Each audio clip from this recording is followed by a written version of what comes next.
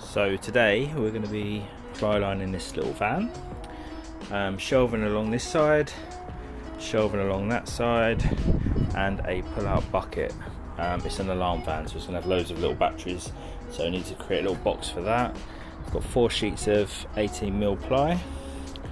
I started recording a little bit late, I've already started doing it. So I'm making the shelves 40 centimeters or 400mm wide.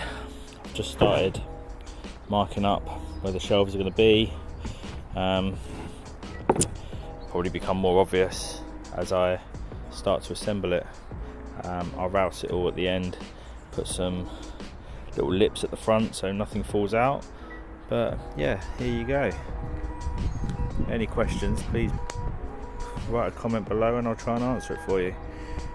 So what I've done is I've used a 6mm, I think it's 5mm drill bit, marked, this is the internal side of the shelving, so they'll face each other. Mark them here, so when I line the wood up I've got a level to work to. Drill through here so I can see where the levels are, and then I'm going to flip them over and countersink all of these holes. This piece here is actually the middle piece, so it's got markings for that piece as well, which has got staggered shelves, so this will then need the same thing doing again but on that side. But yeah, I'll go through and countersink this and show you what it looks like. So they are all countersunk, so that's them two countersunk together. Now this is the other side of the shelf, bearing in mind this is going to be the middle piece between the two ends. I started with the top and the bottom. This is where the wheel well is, so it can only be that height. So what I've done is I've made marks equal all the way up. I will then use my square to mark these, and then that will then give me my drill holes to then countersink the other side. So I will commence with this and you'll see what I mean. So yeah, using my angle, and mark each line.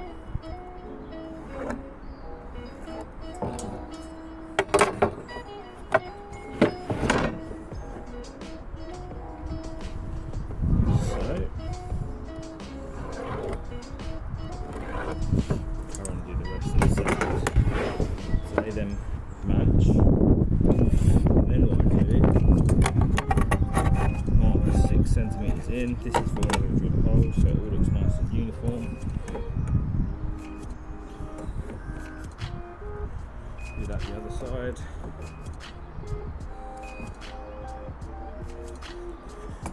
This side. And then measure. This is 40 centimeters, so measure 20 in. And then put one in the middle. That is where I'm going to drill my holes. I'll show you that now on these three, and then I'll carry on.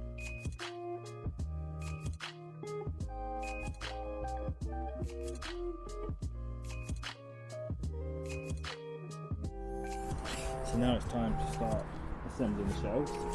So here's my line. Here's my first shelf. What I do is I line it with the bottom line, which is my reference point. I'm going to get my screw dump, put a screw in the end, and then I hold it as square as I can, and using the countersunk hole that we did previously.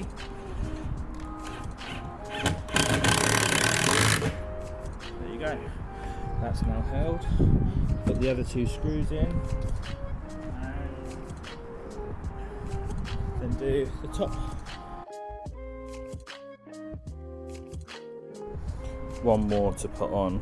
Well, I actually need to get more wood out of the van and cut more of the 40s, but that's that standing up nicely, and then it'll be time to put the other side on when the top shelf's on. So yeah, it's making nice progress. I just remembered one thing I would highly recommend is this. It's called a Gorilla Grip, and what it does is when you're picking up a big sheet of wood on your own, you put it over the top, and what it enables you to do is to just carry a sheet of 18mm. Oops, sorry, I'm holding the camera at the same time. Hold it and you can carry it along with one hand, shoulder high. So I'm cutting the wood using my plunge saw, my festival plunge saw, and it's 40 centimetres. Cut in. Now, if you've never used a plunge saw before, just remember. If you've never used a plunge saw before, remember always put the track on the piece of wood that you're intending to keep, the piece that you want to cut. The bit that you've measured from, and then also don't forget to not go full depth straight away. Bit less stress on the plunge saw, bit less stress on the blade, and then it doesn't burn the wood either. So cover your ears, here we go.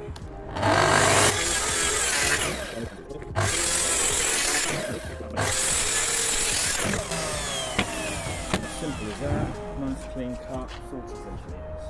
So yeah, so I'll now carry on and cut this into 40 centimetre strips.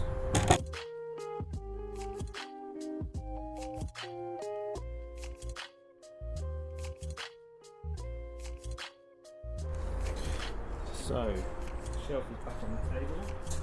One more back on the table. One more shelf to line up, and then that's all the shelves for the first section.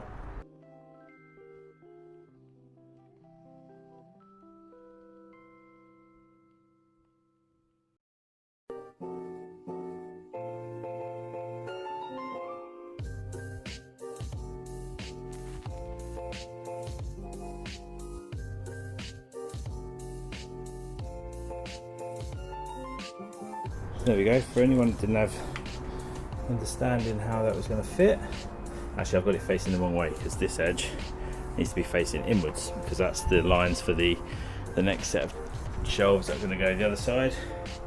And then I've just got to put the edges on so nothing falls off. Put a brace across the bottom here because the batteries will be stored in there.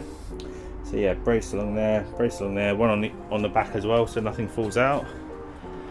And that's pretty much how it's going to go. So I'll time lapse it from now and you can see the progress.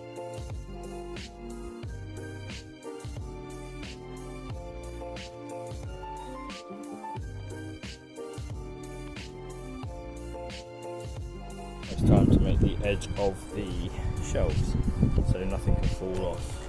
So these need to be about 8 centimetres. So what we do, drop that at 8.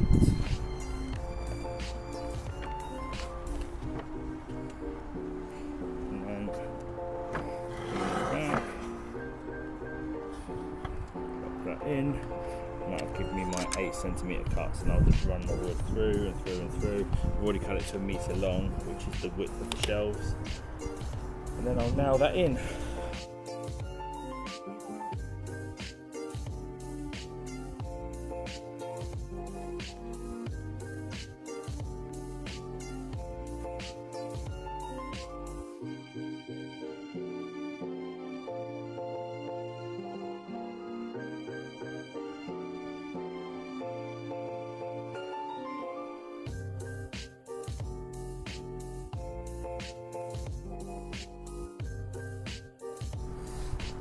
So now I'm going to use a router to soften all the edges that you'll touch, to make it nicer to get your tools out of.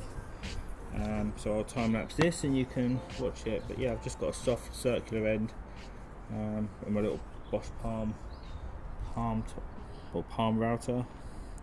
Here we go.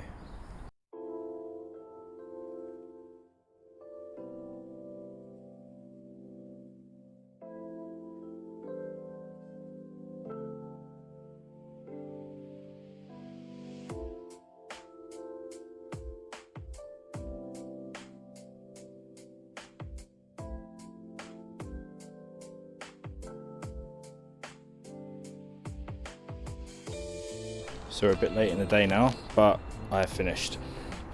And here is the end result. Shelves for screws, bits and bobs. 3 shelves over there. I've got a sand. I've still got little clips that I have edges to finish off, but I can do that another day. That won't take as many tools as I've got out today. Different height shelves, customer specified, all fixed in, solid to the van. So the van shakes. You can't really see that, but the van shakes with it. Still access through the middle. Customer also wanted a bin box. So because they do alarms, they wanted to put all their batteries in a box, and it was to either be stored here. Well, they actually specified here, but I thought if I left the bottom of that off and made it the same height, that could be the box, and then it could flip round like so. Also really heavily screwed on all the sides to make it really strong, routed. Used the 32mm drill bit, sorry, and then jigsawed 32mm hole there, 32mm hole there, jigsawed in between, then routed it so it's nice and comfortable.